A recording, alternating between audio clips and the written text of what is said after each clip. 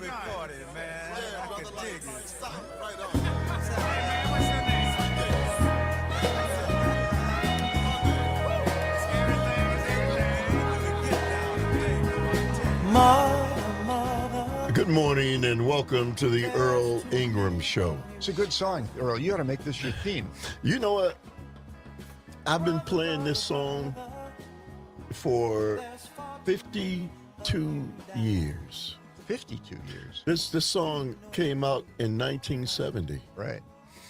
And you think about, if you listen to the lyrics, it's relevant. No, it's about political processes that are not working. Yeah, he was so far ahead of the curve with this, and it sounds, and every time I listen to it, I hear something different.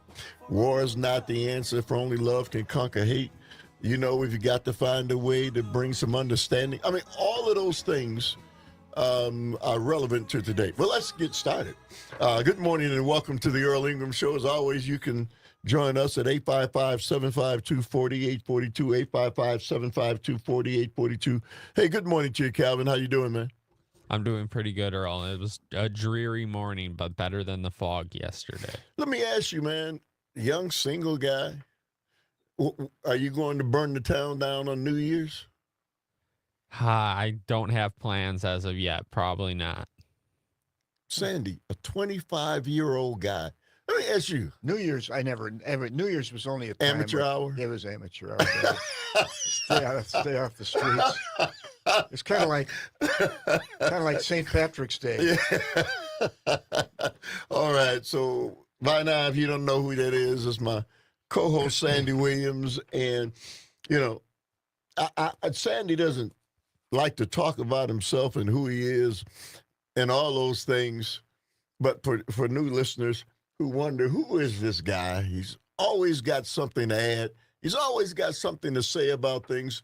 Sandy, a little bit about who Sandy Williams is. A little bit, just a wee bit. So people can say, well, that guy's doing a lot of talking, but who is he? Yeah. Well, yeah. And why does he feel so, privileged to tell us all about what's going on in this country? Been around for many decades. Okay, that's probably the prime reason. A lot of us have been around many decades. Yeah. Well, of course. Yeah. So spent a long time practicing law. Was in politics for a while. Trained. Went to school as an economist. Went to business school, law school, and came away knowing that I didn't know a lot. You've got some street cred. Possibly. That should be the thing that everyone judges rather than look, you've told. got some street cred, and that's what people need to know. Sandy Williams has some street cred to talk about these issues that we talk about. But anyway, I don't know how much your street cred goes into the drone conversation, Sandy. Just a week ago, it's all people are talking, the drones. The drones. Orson Welles and the War of the Worlds. That goes in Orson Welles, this guy from Kenosha, Wisconsin, had this radio show. My favorite movie. Yeah, the War radio. of the Worlds. Yeah, and then it was a radio show to start with, the War of the Worlds, and he announces the invasion of Martians, and the world believed it. Everyone listening to the radios had a couple of minutes there where they thought we were invaded by Martians. So yeah, it kind of happened again in New Jersey.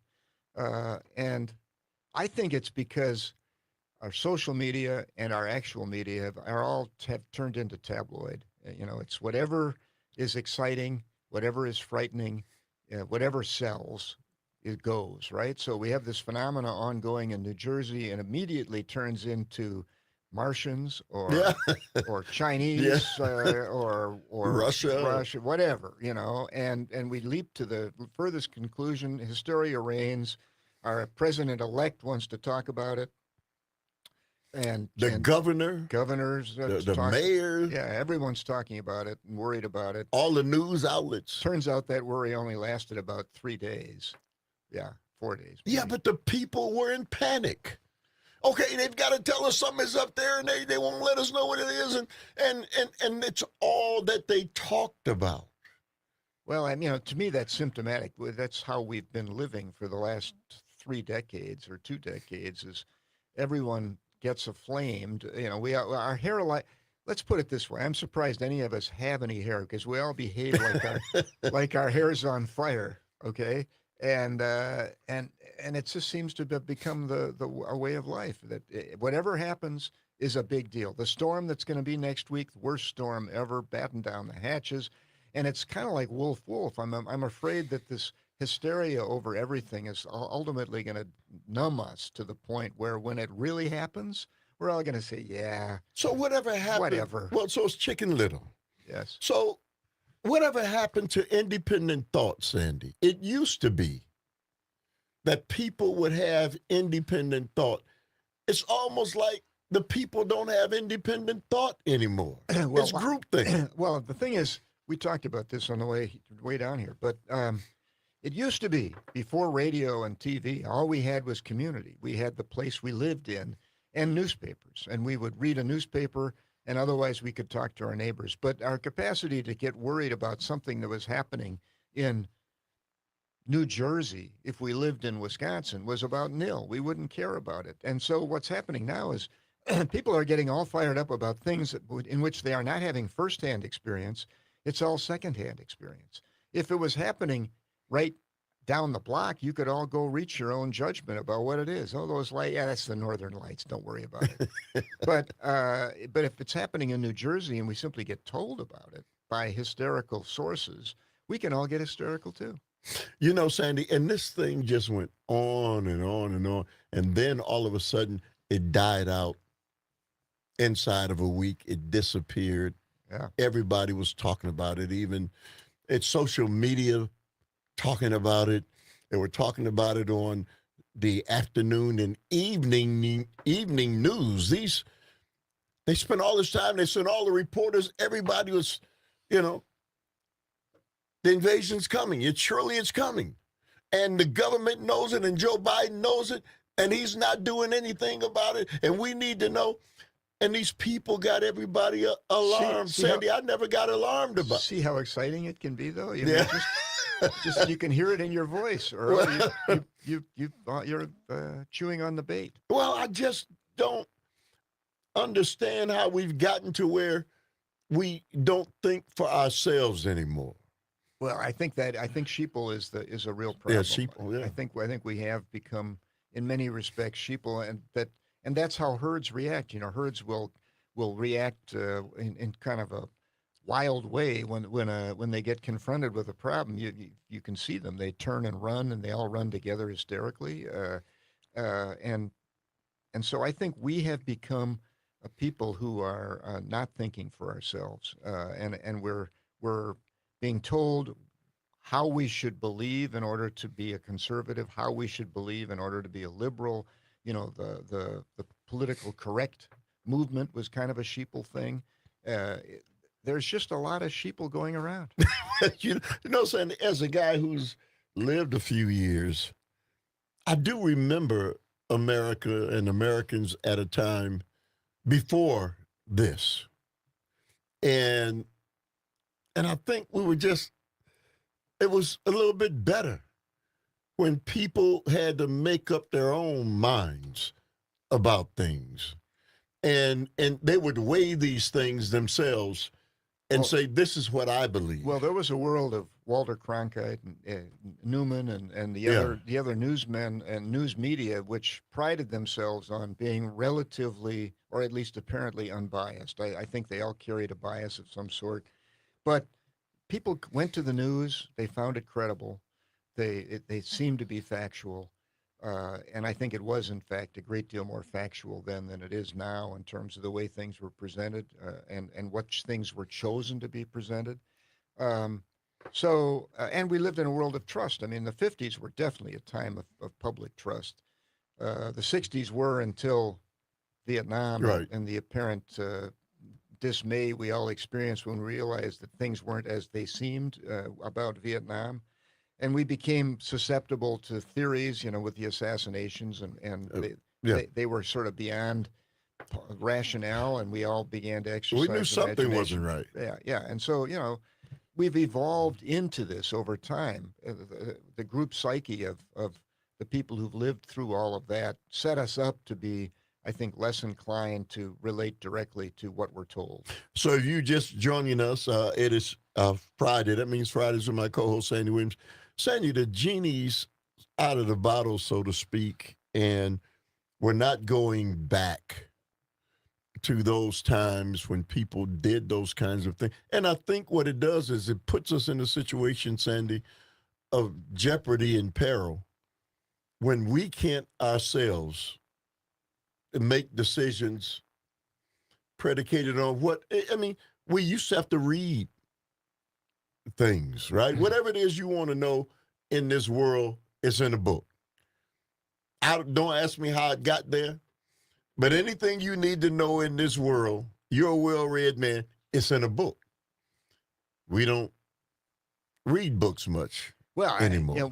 We argue about the facts. We argue about sourcing the facts, but most of the sourcing that we argue about isn't a book. It isn't Right. a written book. It's some social media source. It's some news media source.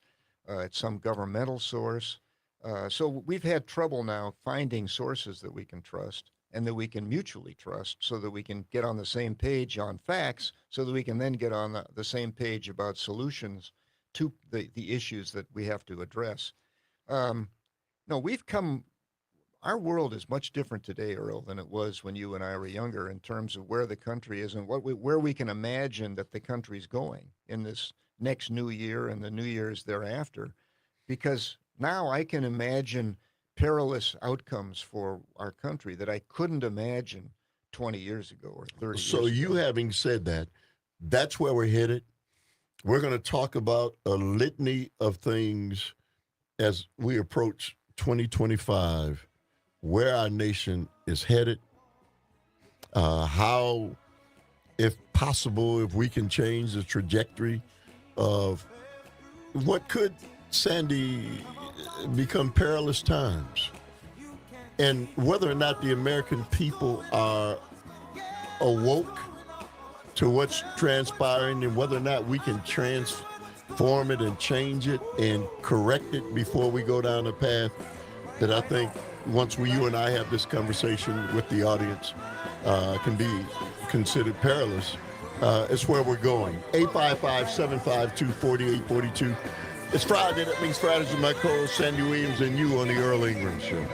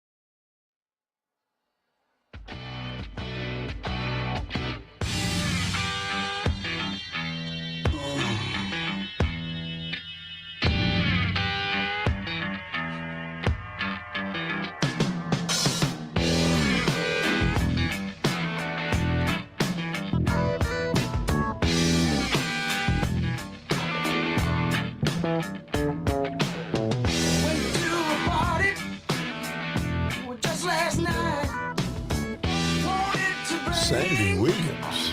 The year ain't right. Woke up this morning, I don't know how. Last night I was a happy man, but the way I feel right now, it's gonna be a funky new year. All right. All right, welcome back. It's gonna be a funky to the new Earl year. Ingram Show. As always, you can join us at 855-752-4842. Believe it or not, Sandy Williams, a funky new year. The Eagles. All right. What was that? Oh, welcome back to the Earl Ingram Show. As always, you can join us at 855-752-4842. You could text us at that same number. I don't know if the new year is going to be funky, but it is going to be harrowing. Well, It's it all safe to depends say. on what you mean by funky, right? Yeah. I think it's going to be funky. All right. Let's do this. So, Sandy, we wanted to talk about systematically. We're going to talk about a whole array of things that all tie in together throughout this entire show.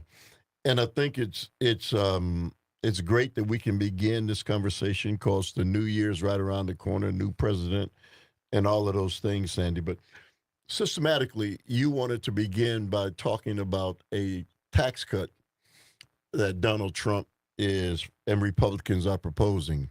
Well, I and think. what happens with that? Well, I think the main point is that they're going to do this tax cut early, right? They're going to do right first thing. It's going to happen. First agenda for Congress, okay? I mean, I'm more worried about the stuff the president's going to do that doesn't involve Congress, but the first congressional stuff he's going to do, tax reduction. Why do they do the tax reduction first? Well, first of all, we're operating with big deficits, and it's fiscally irresponsible to have another tax reduction that's going to simply increase the deficit that we're experiencing. And so to support a tax reduction, the only responsible thing would be to figure out programmatic cuts to offset the loss of revenue that will be caused by the tax reduction.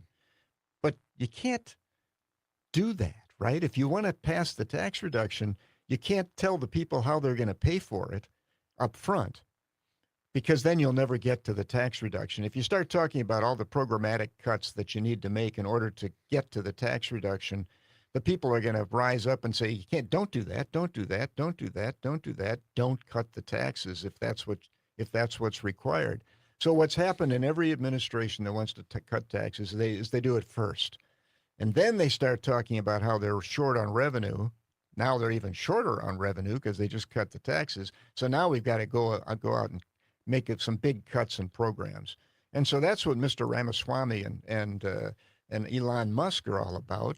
They're going to cut these taxes first, and then these people are going to come in with hatchets and axes to cut expenditures to try and measure to match the tax reduction, or even more than match the tax reduction. It's irresponsible. It's the path to casino bankruptcy that Donald Trump used for his businesses, is to incur more debt, which is what it is when you cut taxes.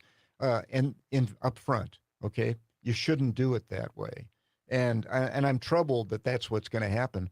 And politically, what's going to happen is probably the same as 2017. Throw a bone to the middle class, give them a $300 or $400 tax reduction. Tell them it's a big deal, and meanwhile, all those people who own assets, all the wealthy people who are at the top 1%, are going to get huge tax reductions. Okay, it'll have a huge impact on their capacity to amass even more wealth, which is not something that is critical to them, and it's not something that will improve the economy at all. So Sandy, when you talk about tax breaks for the wealthiest amongst us, and all I've been hearing about, and we've been hearing about, is this, what is it, $40 billion, $1 trillion that we owe, 35, 38, whatever it is, debt, and the impact that has on our economy long term. How do you dig yourself out of that calamity already if you're going to pour even more gas on that fire? Well, it's totally fiscally irresponsible. It's irresponsible. The tax reduction in 2017 was fiscally irresponsible. We had a roaring economy, okay? and we poured gasoline on the fire, and all it did is perk the economy up even just a bit more. But it wasn't a responsible thing to do. And there's all this talk about waste in government, but we're going to find out that there is just isn't billions and billions, hundreds of billions of dollars of waste in the federal government. The only way they can cut the federal government massively is to massively cut programs, okay? Or the military. And the military, which is a program. But the notion of waste really means that things are being done inefficiently. And what we need is we need the government to deliver the programs that are meant to be delivered based on congressional action efficiently. And so I'm all for efficiency improvements in the federal government, but there's nowhere near the kind of money that can be derived from more efficient operations. That offsets the major tax cut that they're getting ready to give. Absolutely not. They don't square it at all. And so we're being hoodwinked, okay? And we're being hoodwinked by those who will most benefit from tax reductions.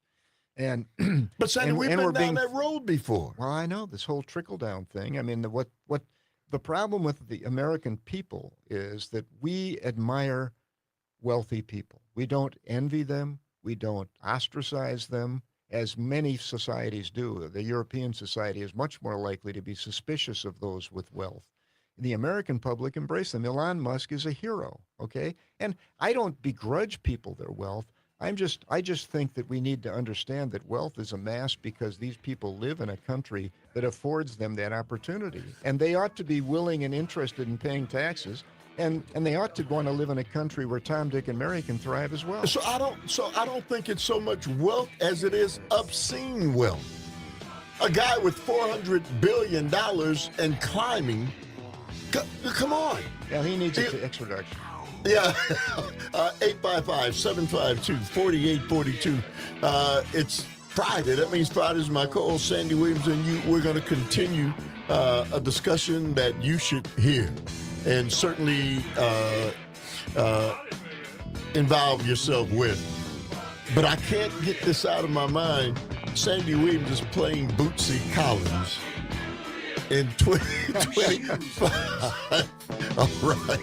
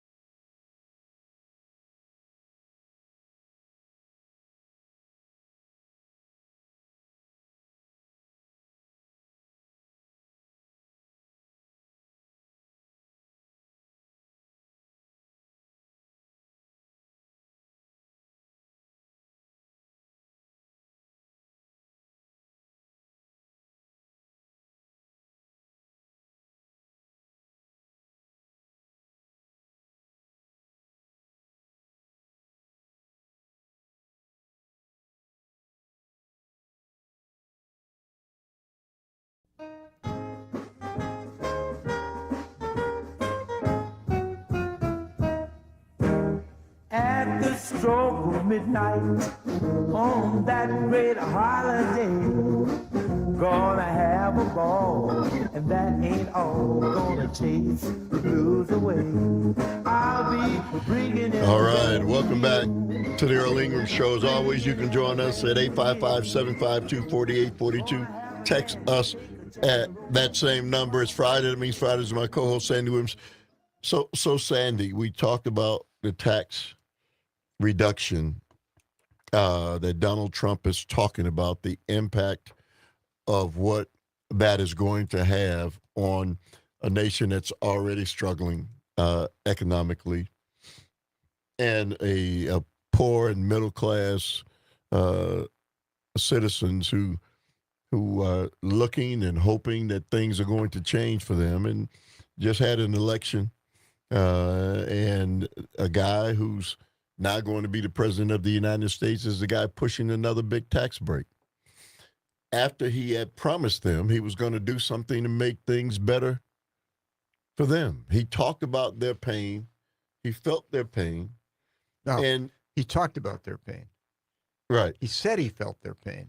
I'm not willing to go all the way to the fact that he felt their pain, because I don't think he ever has felt that pain.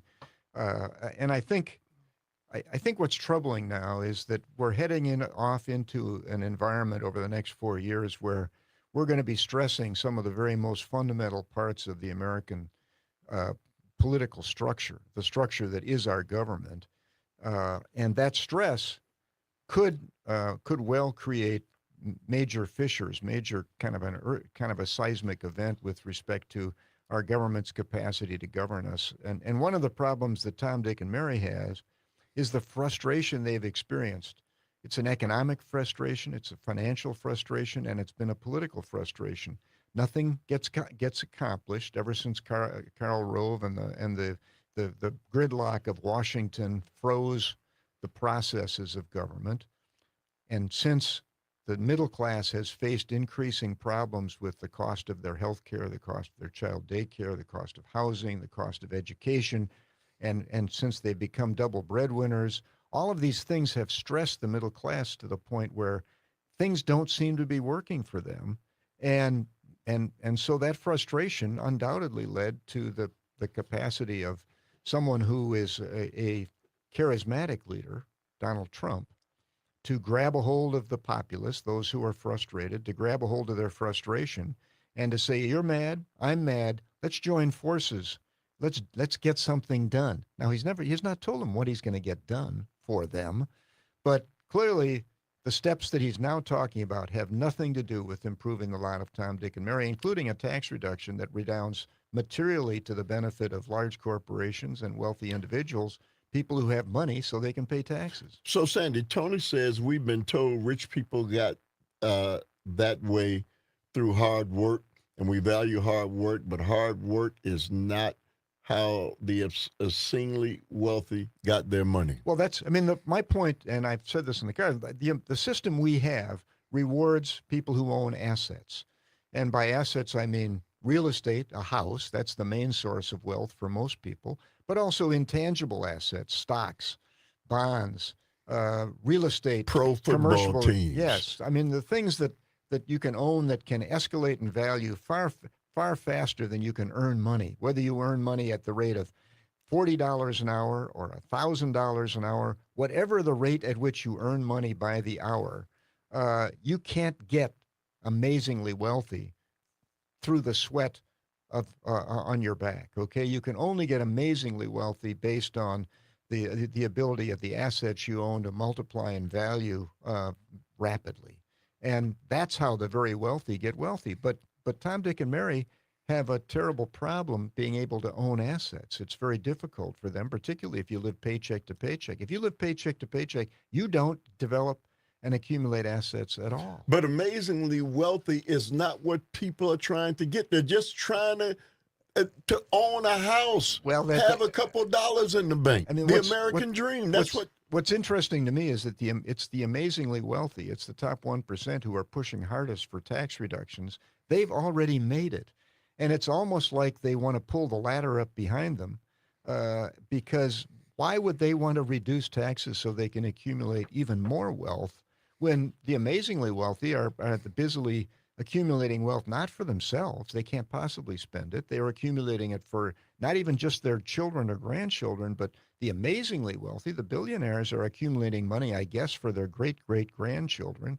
And, if they continue to behave this way, if they continue to create a system that doesn't work for Tom, Dick, and Mary, if they continue to create a system that can't be fixed from within by political and governmental action, then it will break. So, okay, and their great grandchildren won't get that money after the revolution. so you use the verbiage revolution. America's trust in the nation's systems have hit record lows, and you and I and others see it. We've seen the fact that would have never believed that we would have lived long enough to see this nation being challenged, its systems being challenged from within. Yeah. Because it's always been the outside world is coming after us because they're jealous of us. But I remember reading something decades ago about America will be destroyed from within. Well, my point about my worry about the next administration is not what Congress will do, okay? It's what the president will do in the exercise of his presidential powers and testing the imperial powers of the presidency. How far can the president push his ability to do things unilaterally? And when you're doing that, you're pressing against the Constitution, right? The Constitution is the thing that constrains the power of the president. So when you operate at or beyond the edge of the envelope of the power of the president, the only entity out there that is in a position to constrain your power is the Supreme Court. And so it will have to be the Supreme Court that will exercise a constraint on the power of the president for keeping him from taking a hold of massive imperial powers. I mean, if the president were to decide to declare martial law for whatever reason, for instance, for the purpose of deporting foreign nationals, who could constrain that exercise of martial law? Well, only the Supreme Court. We watched South Korea go through a political crisis for that very kind of reason. Is President Trump, could he do such a thing? I don't know, but I can imagine it. But there are other things as well. I mean, many forms of the exercise of his presidential power will press up against the Constitution. Can he fire 15 or 20,000 federal workers in order to replace them with politically loyal people? We'll find out, but the court is the one that will decide whether he can or not. But Americans have lost faith in the court system. It's at an all-time record low at a time of heightened political division. America's confidence in their country's judicial system has dropped to a record low. Yeah, I mean, I think that was the New York Times. Yeah. But I think that clearly it has, because it's been under assault from the left and from the right. You know, the left is of a view that the courts have given Teflon Don a pass on everything. That's what they call him. And on the right believes that the prosecutorial system and the courts have been politicized to use against Donald Trump. And Donald Trump himself has directly assaulted the courts every time they've tried to constrain his power. He's attacked them directly. So from the standpoint of the confidence of the public in the court, it's definitely been eroded very materially. It was also eroded by the likes of the civil rights issues and the trials of the police around the country with respect to their conduct of their police powers within the communities. And so, yes, we have an erosion of the confidence in the courts, but it is only the court that can constrain the power of the president. And so we're going to have potentially constitutional crises associated with that. And if this court doesn't stand up to this president, then we can figure that there might be an effort to get a third term. There might be a declaration of martial law. There's all kinds of things that the president could do, which would create the kind of constitutional crisis that is kind of frightening and hard to imagine. But I don't feel comfortable with the makeup of the United States Supreme Court as it is today, since Donald Trump single-handedly appointed 4 of them. Well, there you go. See, that you're one of these people who's lost confidence. Well, okay? yes, well, because visually we've seen. Right? I mean, well, they have supported Donald Trump, Sandy, in ways I think that I don't think they would have supported other people. And the fact that he's done things illegally. Yeah, Trump appointed 3 of these. 3 of them. Yeah, Thomas was appointed before. But the fact is that we have had something kind of like this during the New Deal. Okay, the court when FDR took office was a conservative court, and he appointed Felix Frankfurter and a number of liberals to the court, and that court ended up sustaining the redefinition of interstate commerce to the point that allowed the federal government to exercise a great deal of administrative regulatory controls that were enacted during the New Deal. And so that was a time that we had kind of a whole bunch of constitutional tests, and we withstood that. I'm just much more worried about a president who's interested in exercising power beyond the Constitution and wanting to stretch the version of the presidential powers. The contests that were involved with FDR and the New Deal were the powers of Congress with respect to regulation, not the power of the president. Okay. Now what we have is someone who wants to exercise the power of the president to the nth degree. That's what Project 2025 wants to accomplish. That's clearly what Donald Trump wants to accomplish. And I'm just concerned that what we could end up with in 4 years is a constitutional crisis based on a failure of the judiciary. And the epiphany I've had, even as a lawyer, is in the last 10 years, I've come to realize how fundamentally important to the American political system our courts are, and confidence in the courts are, because the only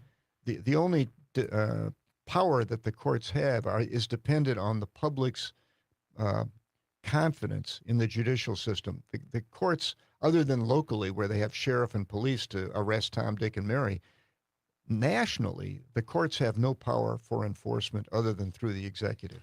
Let's go to Dave from Milwaukee. Good morning to you, Dave. Thank you for the call. You say what? Good morning. Sandy, I have had a question and confusion about the state of Wisconsin surplus. I understand I hear them talking that it's about $4 billion, the surplus, and the controversy on what to do with it. Occasionally I visit the U.S. debt clock. It shows the United States government debt at about 36 trillion. But it's really nice. You can go and look at the states. Right. Seen it. Go ahead. So I look. I'm on the state of Wisconsin debt clock, and they have a state and local section, and it says that the state of Wisconsin debt is running at $53.25 billion of debt. So. Well, let me say that the state of Wisconsin cannot constitutionally run a deficit. So the extent to which it has debt which it has floated in the municipal bond in the bond market to finance. That's covered. Yeah. Yeah, which are authorized by the state legislature, and so they have bonds that are issued, and municipalities do the same thing. They can issue municipal bonds. So there's no such thing as a debt that is the basis or caused by a deficit, because localities in the state can't print money. They can't come up with anything and they can't borrow for operating costs. They have to borrow for capital costs. So, Dave, quickly, what was your question? Why don't we use that surplus to pay down the debt so we can save on the interest? All right, Dave, thank you very much for the call. 855-752-4842. We're going to move on in our discussion with Sandy, especially when we talk about what impact this has on your and my everyday life and your confidence in our nation. It's Friday. That means Friday's my co-host Sandy Williams and you on the Earl Ingram Show. I'll be bringing in a brand new year. Bringing in a brand new year. Listen, dear, won't you meet me here while bringing in a brand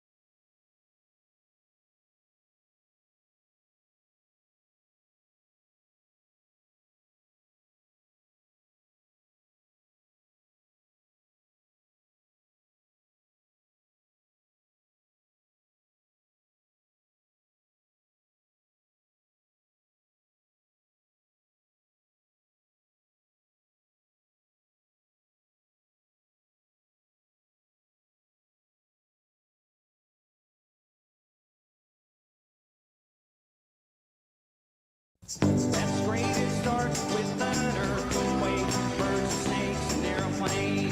Lady Bruce is not afraid. I am a hurricane, listen to yourself, turn, world serves its own needs, don't you serve your own needs, speed it up and knock speed, grunt, no strength, the ladder start to clatter with fear, fight down, hide, wire. All right, welcome back to the Earl Ingram Show. As always, you can join us at 855-752-4842. You can text us at that same number. It's Friday. That means Friday's my co-host, Sandy Williams, and Sandy the music. New Year's, different kinds of New Year's conversations lyrically. Before we go back to the phone line, Sandy, I want to read a couple paragraphs. The United States saw a sharp drop of 24 percentage points over the last 4 years, setting the country apart from other wealthy nations where most people on average still express trust in their systems. The results come after a tumultuous period that included the overturning of the nationwide right to abortion, the indictment of former President Donald Trump, and the subsequent withdrawal of federal charges, and his attacks on the integrity of the judicial system. The drop wasn't limited to one end of the political spectrum. Confidence dropped among people who disapproved of the country's leadership during Joe Biden's presidency, and among those who approved, according to Gallup. The respondents weren't asked about their party affiliations. Sandy, so I can't, it's hard for me to trust a society and a government that if I do something that's not right, the judicial system is going to punish me as an American citizen. And I've got to hire an attorney, and I've got to try to fight something that in most instances I'm going to wind up losing. But there's a double standard for somebody like Donald Trump with a lot of money. Well, it's a lot of money. It's different, though. And politics. Power. He's got a political position. But that shouldn't matter when we're talking about Well, like I said, though, system. and I said this early on, prior to the, at the time of the initiation of the litigation against him, that the judiciary's in a tough spot. They're between a rock and a hard spot. When a president acts outside the norms, when a president starts trying to press beyond the edge of the envelope, whether it be a matter of civil law or a matter of constitutional law, when you try to have a court enforce an action against a president, you end up with a conflict in power that involves political power and judicial power. And ultimately, the judicial power is dependent on the faith and trust of the American people. And the more they put that into play on a political basis, then the less trust there is. And when they lose that trust, we're losing the most fundamental constraint on the power of the president.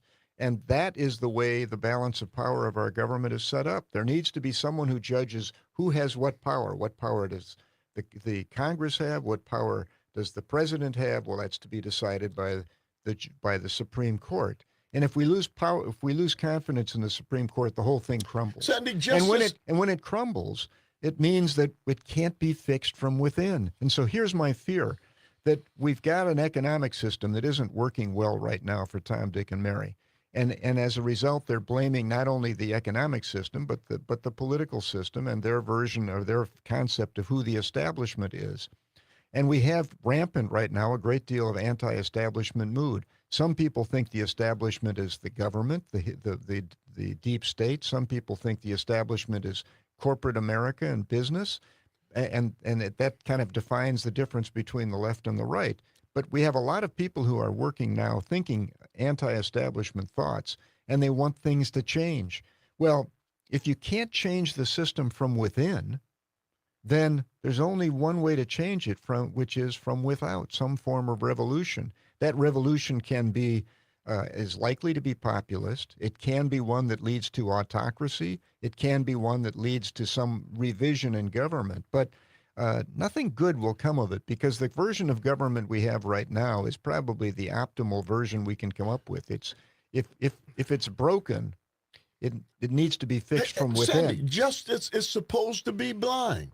What Donald Trump was being accused of was before he became the president.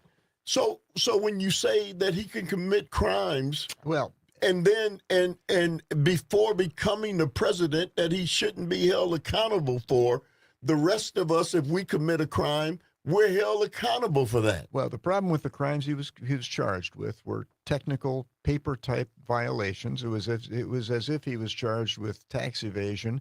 He made the description. He made the comparison of himself to Al Capone, and Al Capone Went to jail for it. for tax evasion. He Right. never went to jail for killing all the people he killed. So Right. Donald Trump was telling people, "Look, I'm being charged with something so they can get me, but it's not. But it's just technical." And the fact is that it was kind of technical. It wasn't a crime that was prosecuted very often, and so it caused an erosion in the. Look, I'm not arguing that he didn't commit them. He did. A jury decided he did, so I have to say he did, and I think he did.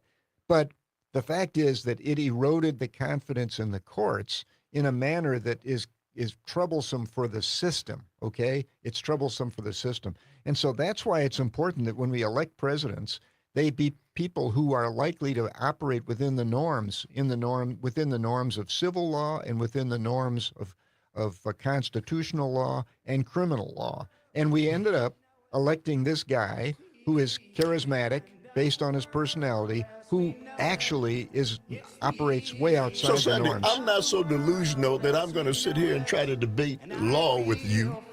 What I'm saying is the belief that we've had in this system is that it treated everybody the same. It's the one thing about our judicial system that was supposed to make us better. You're just giving voice to the fact that people now have less trust in the judicial system. All right, 855-752-4842. It's Friday. That means Friday's my co-host, Sandy Williams. We're going to drill even deeper on the other side. You're tuned into the Earl Ingram Show.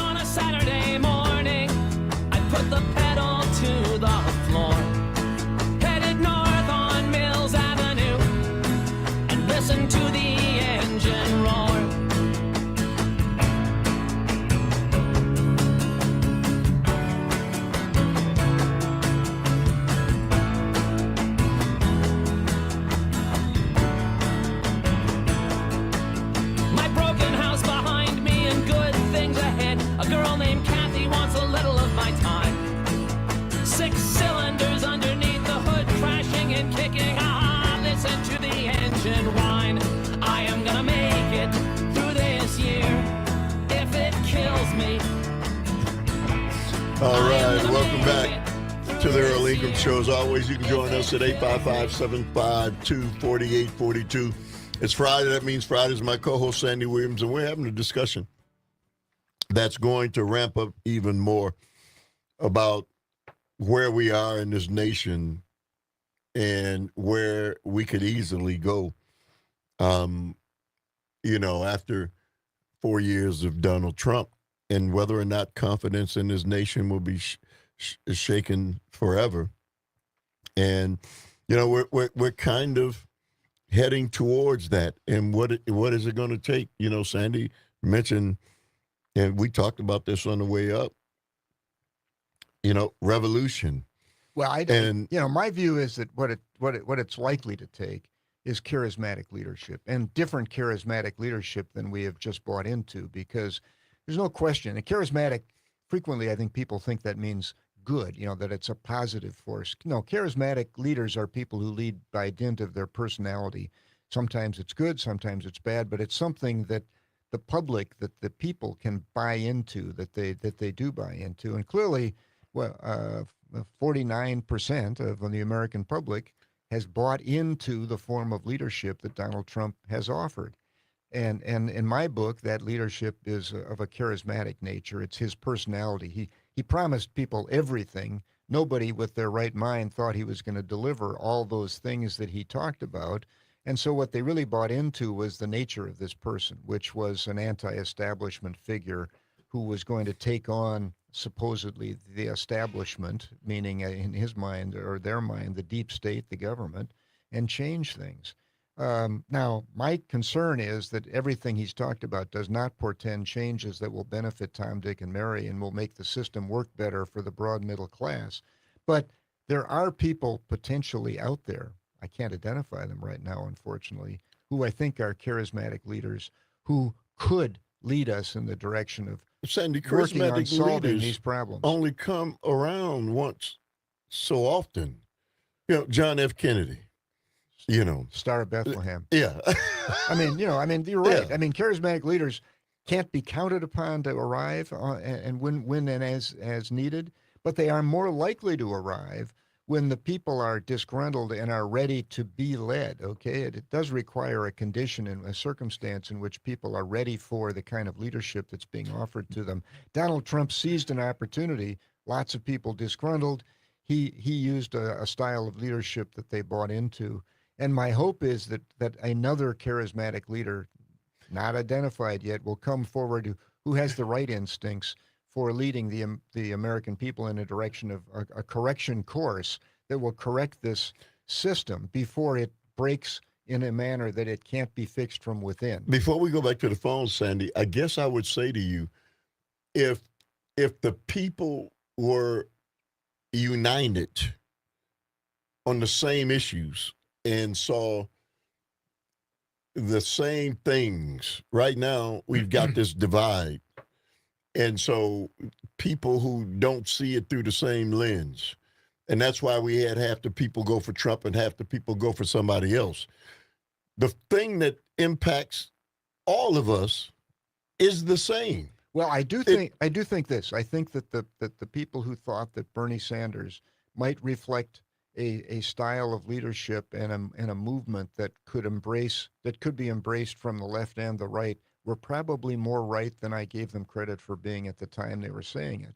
And that he represented an anti-establishment populist form of thought that could have been embraced possibly by people from the left and the right. It didn't happen, but I think that there is a potential down the line for something similar to happen. I think lots of people are in agreement that Tom, Dick, and Mary are beset by problems. And it could be that they'll at some point realize that they're all beset by the same problems and that those same problems need to be solved. But there's somebody there making sure that they stay separated because they benefit from them being divided. Yes, the political process right now has caused them to be separated. And for half of those people to think that the enemy is the bureaucrat, the deep state, not the politicians, they're able to point at them and hold their nose and say, no, it's not us. It's those people you can't see the names of who work in the government. That's the establishment you don't like. And the other half of those people are angry at corporate America and at business America and at the organized business sector, at the capitalism that is the system that operates in America. And so we've got people upset, but they're focusing their upset in two different directions. All right, let's go to Jim from Eden. Good morning to you, Jim. You say what? Yes. Good morning, Earl Good morning. and Sandy. Yeah, you were talking about taxes and how reducing them may be harmful, to our economy or our country. And just a few points. 20% of the top earning people in the U.S. pay 70% of all taxes. 50% of the country does not pay federal or state taxes. Okay. Congress Now, but spends no, wait. each Let's just take those numbers and unbundle them because they're accurate. But do you know what percentage of the income is earned by those top 20%? What percentage of the income that's earned in the United States is earned by those people who pay that portion of the tax? probably 80%. Okay, so they're only paying taxes because they earn so much money. They're not. It's not that the lower 80% are shirking their opportunity to pay taxes. It's quite the contrary. That top 20% pays a lower percentage of their income as taxes, but they earn far more money than the rest of the people. And the 50% of the people who don't pay taxes, do you know what their income is? Poverty. Yeah, their Right. income is 46,000 is the median income in the United States. So 50% of Americans earn less than 46,000, and for many people, 46,000 results in a zero federal tax obligation. Other than FICA, all of those people who are have jobs where they are employed by third parties pay their FICA taxes. So it's not that they're paying no tax, but they aren't paying the federal income tax. So Jim, what's your point? The argument is always, the rich need to pay more, and I'm just saying they pay 70% of all. Yeah, but did you just understand what Sandy just said? Compared to what they're making, they're not paying their fair share. So since Sandy said it, what are your thoughts about that? Jim? The deal is, Jim, well, I don't know, but the thing is, you can't get blood from a stone. And so taxes are paid by the people who have the money to pay taxes, and taxes can't be paid by the people who don't have money. And so these numbers end up fooling us, I think, into thinking that somehow the wealthy are beset. Those numbers look the way they do because the middle class has shrunk. If you'd recited those same numbers in 1970, they would have been way different. Would you agree with this, that Congress right now spends each year 10 times more dollars than the amount of taxes that we take in? So no, they don't. doesn't- They don't spend 10 times more. The deficit would be far greater than it is today if it was a 10 times number. But Congress is spending more money than we take in, and the irresponsibility of the fiscal constraints in government were heightened most under the George Bush II administration, where they cut taxes and waged a $1 trillion war at the same time. So we've become very undisciplined in Washington about the expenditure of money. Sometimes that excess expenditure is warranted. It was warranted during the pandemic when we otherwise would have slipped into a very deep recession, and it certainly was warranted at the time when revenue was diminished greatly in 2007 and 2008 by the financial collapse and the need to support the economy. So Sandy, Jim represents a mentality. No, I think. Let me finish my point. That the wealthy. Why are we trying to force the wealthy to pay more? All we need to do is cut spending. That's what Jim is. That's what he's parroting. Well, I mean, that's what he's saying. Well, I mean, but any of us who've lived around a dining room table and tried to work out finances for a family look at those two things. But the fact is that governments operate in a manner that is a little different than a family, number one. Number two, I mean, the government can control how much revenue they take in. And so when you sit around the family table, you don't talk about cutting your income as the first step towards working out fiscal problems in the family. You talk about increasing income, but the issue with our country is one in which we have lost financial responsibility in Washington, and we've completely lost responsibility on the side of taxing. We are extremely reluctant in our country to increase taxes. I mean, I can tell you that in 1977, the marginal tax rate for an income earner was 77%. Okay, and it's nothing like that today. People who earned a lot of money years ago, decades ago, paid far more of that money that exceeded a certain number than they pay today. Today, the rate is quite flat, and it flattens out at 41%. But Sandy, my point is, Jim's an ordinary guy, and yet his conversation and is he's supporting. We're taxing the wealthy too much, and we just need to cut spending. He's an average guy. So why is he seeing it from that perspective? Well, I think we admire the wealthy in this country. I said that earlier. That one of the I'm things. not one of those. Well, I'm just saying that as a society, we're vulnerable to this kind of discussion, which is gaslighting on the part of those that are wealthy. All right, 855-752-4842. Guys, hang on. Come right to you. You're tuned into the Earl Ingram Show. I'm gonna make it through this year. If it kills me, I am gonna make it through this year. If it kills me.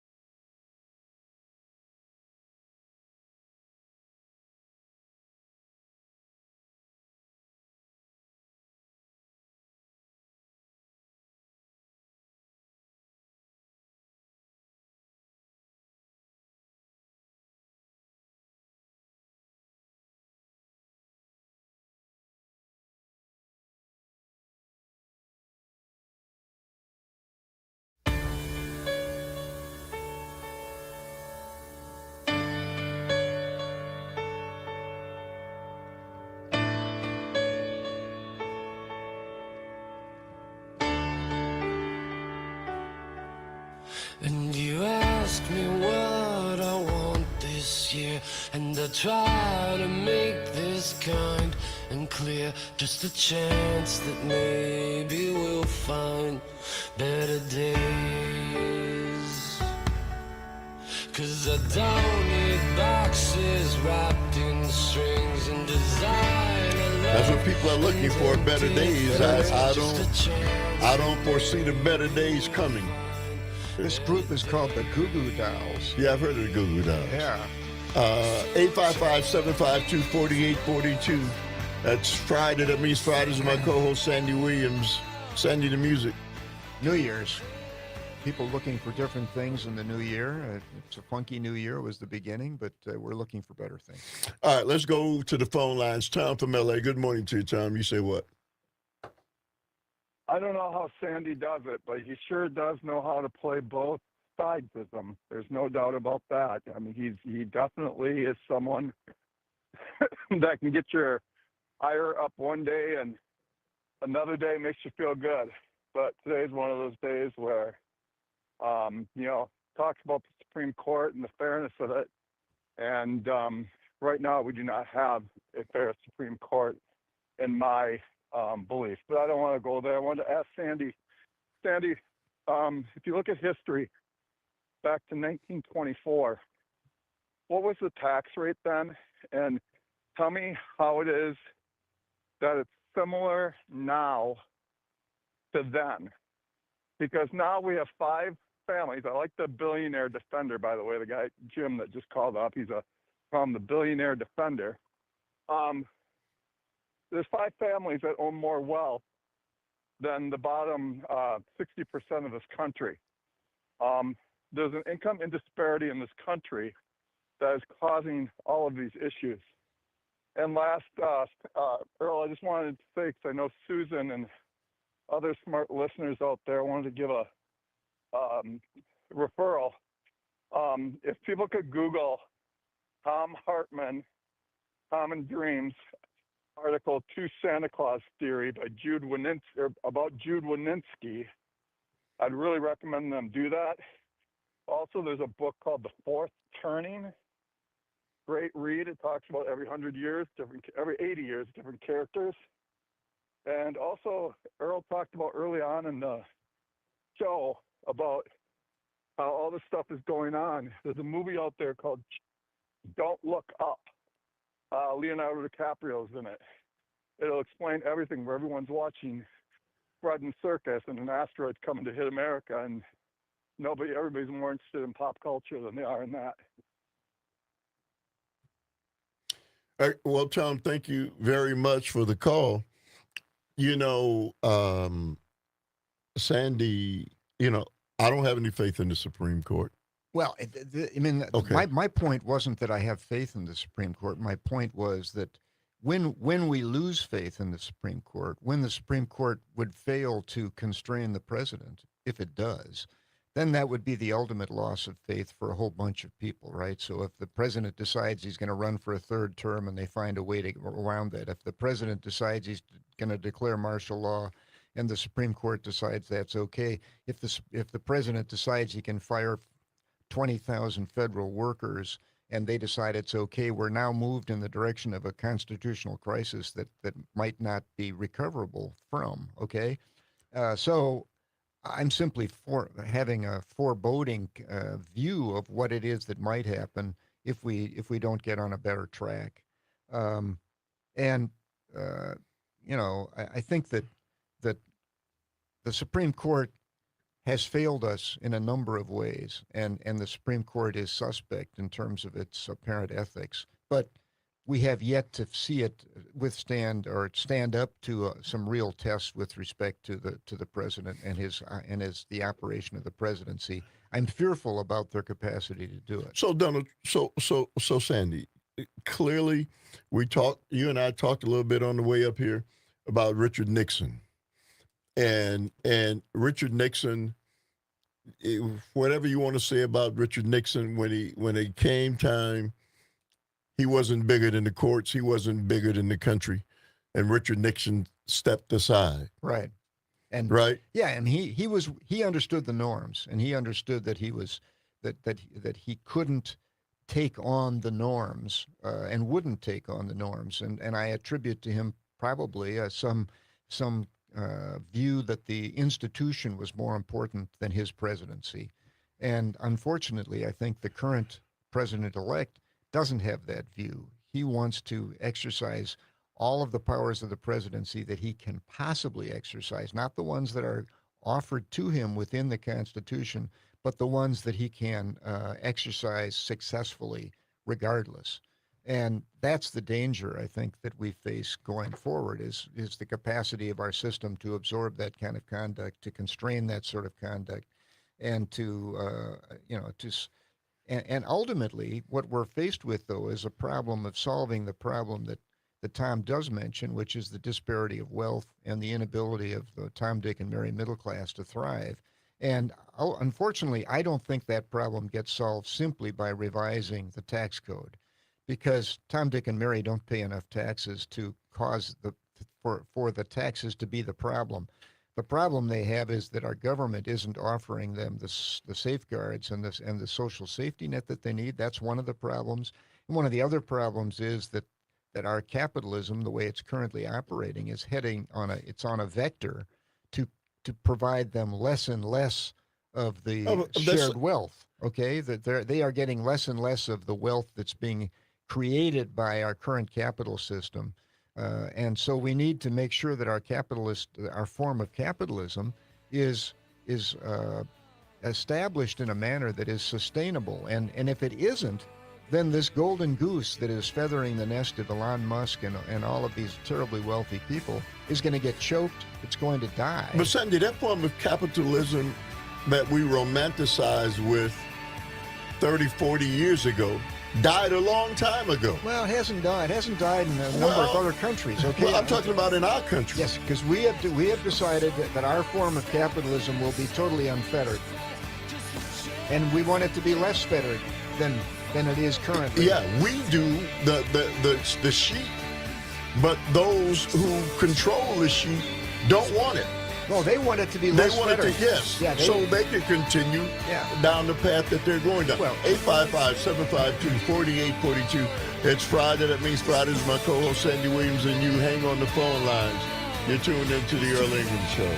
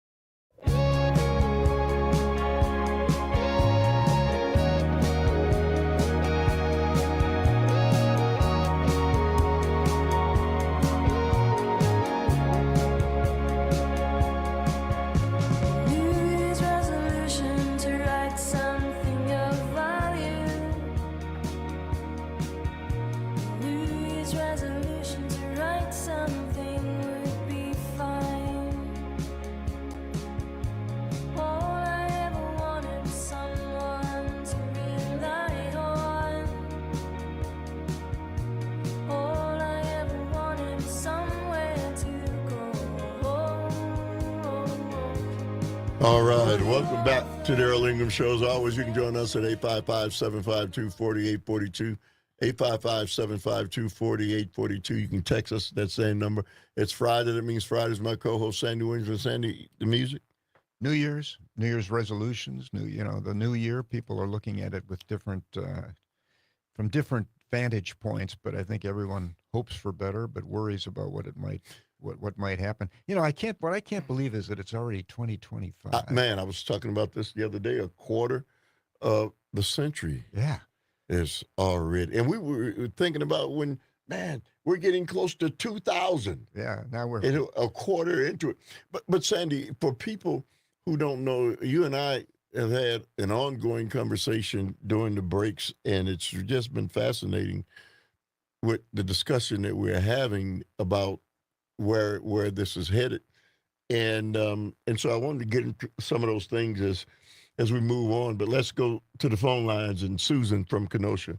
Good morning to you, Susan. Thank you very much for the call. You say what? Well, good morning to you, and a shout out to Tom and a shout out to you also as well. I think that people should get back to reading books and don't take for granted what these politicians or anyone is saying. You need to investigate. Two books that I recommend is Woodward's War, and I do think that people should read Alexander Navalny, The Patriot. Very interesting reading.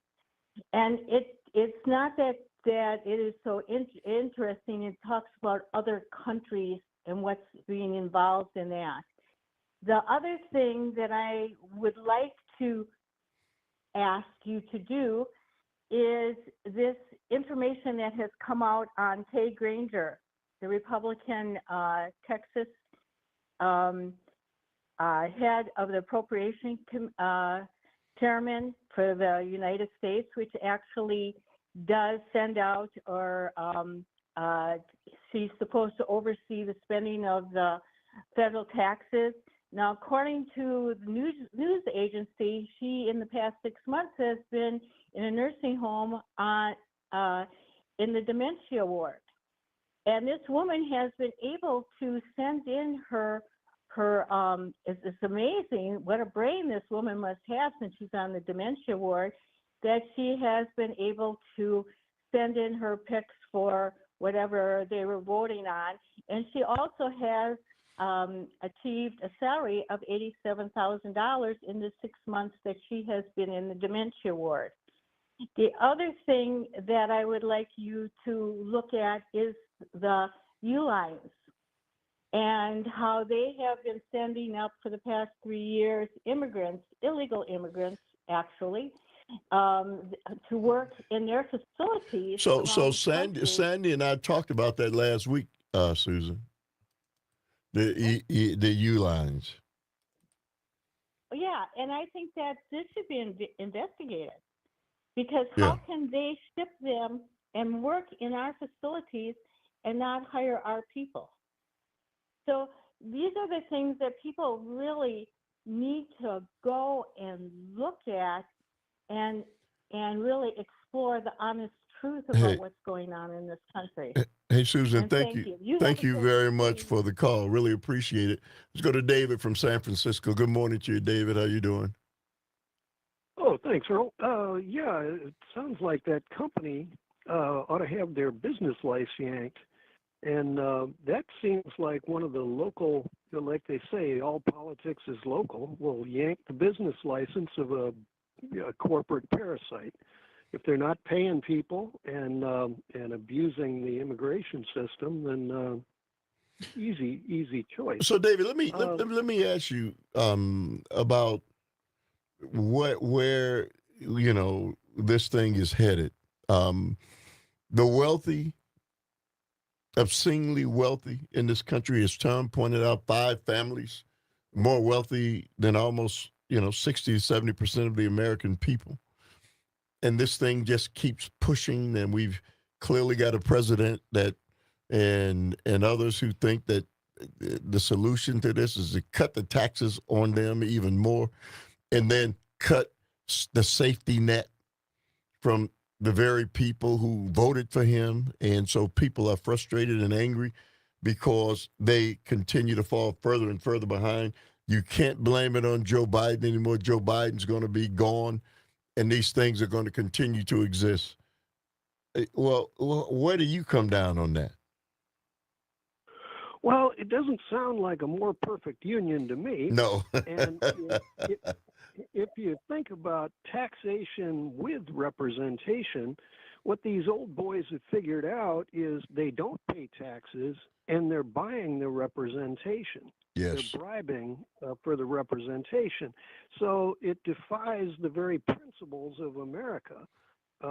They're getting representation without taxation. And so that's an easy choice. You were asking about New Year's resolutions. Personally, I'm going to have impeach Trump by February. And the last woman that just called recommending that book or books, I would recommend one called I Paid Hitler. It was by Fritz Thyssen, and Fritz Thyssen was the first guy to give Adolf Hitler 5 million Deutschmarks, and he ended up in a concentration camp because he was Catholic. So if you look at the problem that we've got here, both with Trump or with these oligarchs, they're all type A personalities, and they'll stab each other in the back, and they're going to use tax dollars to do it. So it's dangerous to allow them to get away with not paying taxes because they end up with so much money and so many bad ideas that they end up hurting us. Well, so we as citizens don't have the capacity to change that, okay? And only the elected representatives do, but they seem to have control over portion of those elected representatives. Well, part of the problem of that is, in the original Constitution, it said that we would get a new congressman for every 30,000 people. And then in the 1800s, they doubled it so that we would have a congressman for every 60,000 people. Well, in a little over 100 years ago, I think it was 1914 Congress, they came up with the idea of limiting Congress to 435 members, and then the workload on a congressman would get bigger and bigger and bigger, where it is today, over 700,000 people per congressman. And so we're obviously not getting taxation with representation, and their bribes go further with a limited Congress. So to get back to the original precepts of the Constitution, we should have more congressmen. But finally, yesterday you were on Dom's show, Earl. Yes. And I gave I gave an account about Harlan Crow. And Harlan Crow basically as a welfare cheat. And I can give you the attribution for that story. It was information that came out of ProPublica. So David, I wish I had more time, but I don't. Thank you very much for the call. Let's go to CJ. Good morning to you, CJ. You say what? Good morning, Earl and Sandy. As I listen to you, though, I find it amazing that all of a sudden you're concerned about all these things that are going to happen. How about some of the things that have happened, like the 300,000 miners that have been lost in this country during the Biden administration that are probably working in the slave trade, either sex industry or undercover?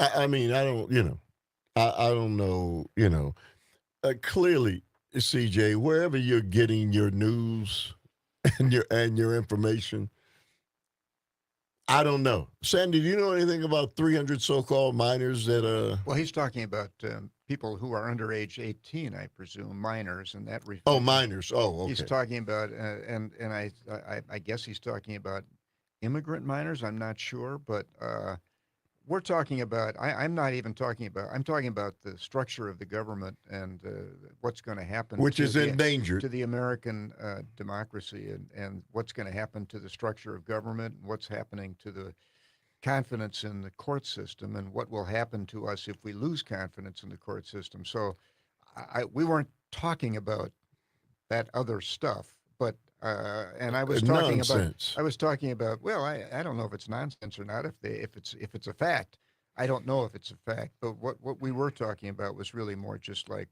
what's going to happen to the American government, and what should we be concerned about, or what should we keep our eyes open Well, for? Sandy, I'm sorry. I'm going to consider it nonsense when everybody else is following, for the most part, the conversation that we're having, and what it is we're talking about, and we're going somewhere with the conversation, and somebody changes it to something that can't be corroborated. I'll call it nonsense. Let's go to Cassandra. Good morning to you, Cassandra. You say what? Hi, Earl, and hi, Sandy, and I hope you both had a Merry Christmas. What I just wanted to say is that this system that we have where there is a growing class divide, it has a lot to do with the attitudes of our political leaders, our elected leaders, on both sides of the aisle. I am not attacking one particular party. And one example that I can give you is their ability to trade in stocks. And it has made many of the elected leaders extremely wealthy men and women. And although many of them claim that it can't be proven that they are enriching themselves off of their knowledge from their committee positions, but I just find it amazing, for example, that someone who is newly elected in office can leave office with 2 to 3 million in the nest egg. So I think we need to start there by holding our political leaders accountable. That's just one step. So I'd like to hear your thoughts. Cassandra, do you agree that right now a major tax cut is the offering of the day, and something that is going to benefit or improve the lives of the average people of this nation? No, you know what? I have never believed in trickle-down economics. Now, as I shared with you, I did vote for Trump, but I don't agree with all of his policies of the Republican Party policies. And to be quite honestly, our economy, I do not believe, can handle or can maintain that $6 trillion tax cut that he wants to keep. But yet they're going to do it.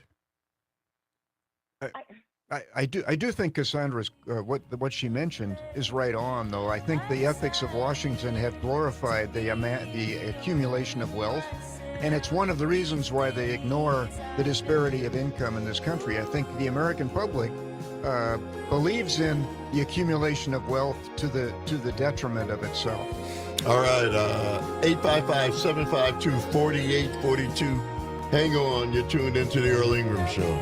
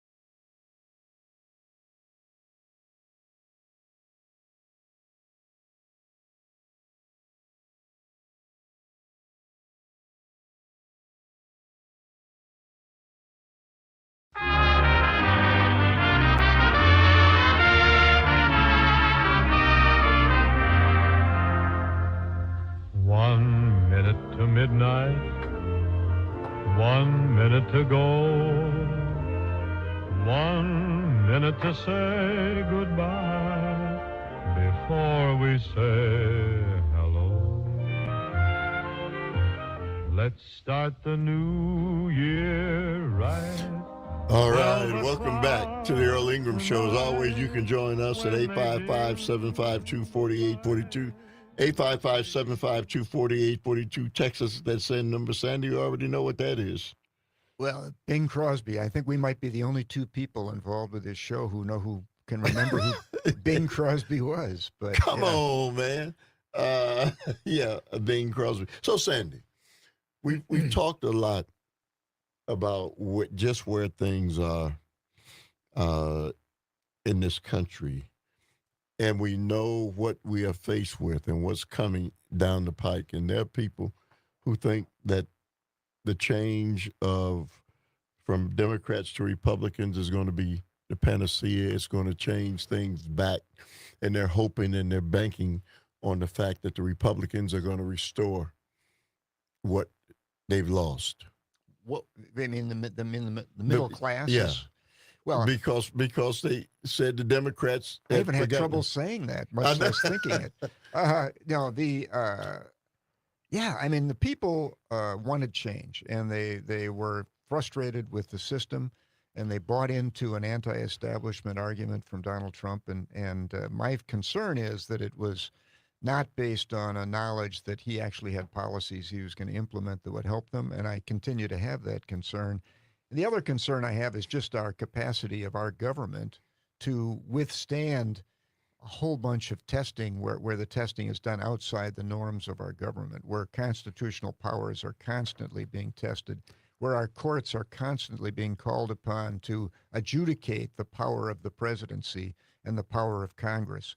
And so, my concern is that our system be maintained in a manner that is sufficiently operable so that it's capable of fixing the problems that Tom, Dick, and Mary face from within, that we can fix it within the current political system, and that we don't have to create a new and different political system, because fixing it from without the system doesn't go well. It hasn't gone well in any countries, and I've never before in my life really worried that the American system itself was in jeopardy, but, it could be. The government, as it's presently structured, though, Sandy, is struggling. I don't think anybody can say that it's not.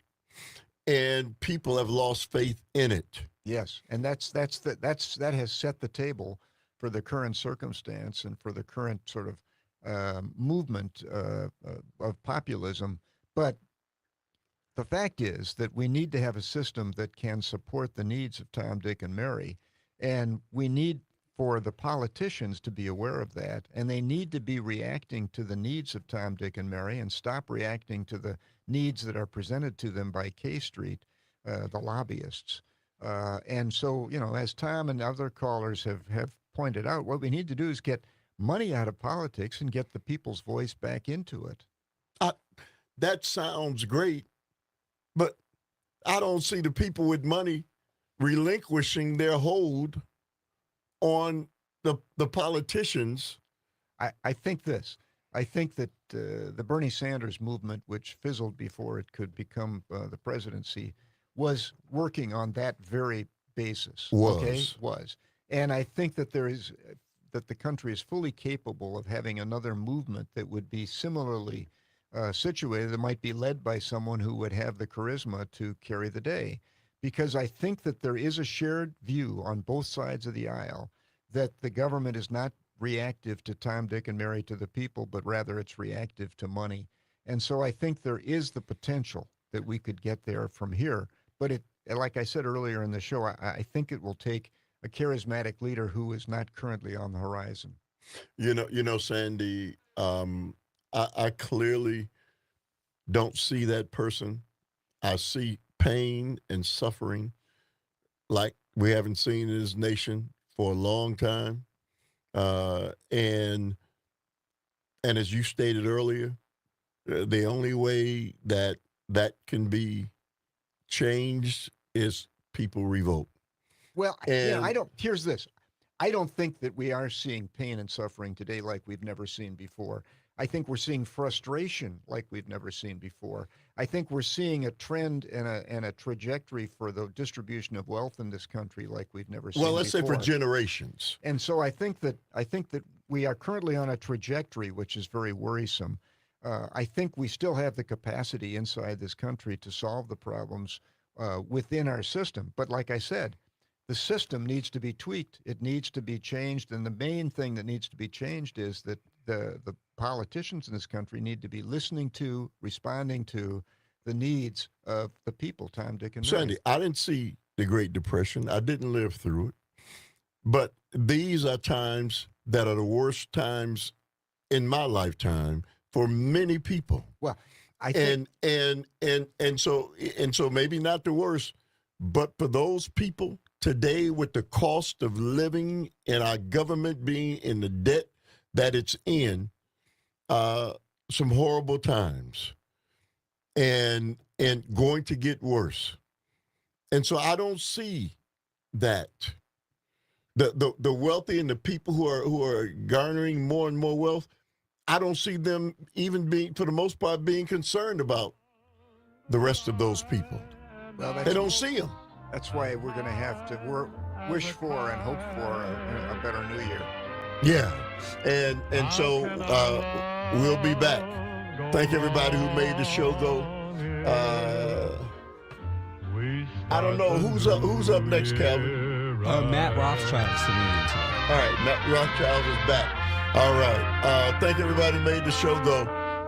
I will see you guys on Monday. See you later.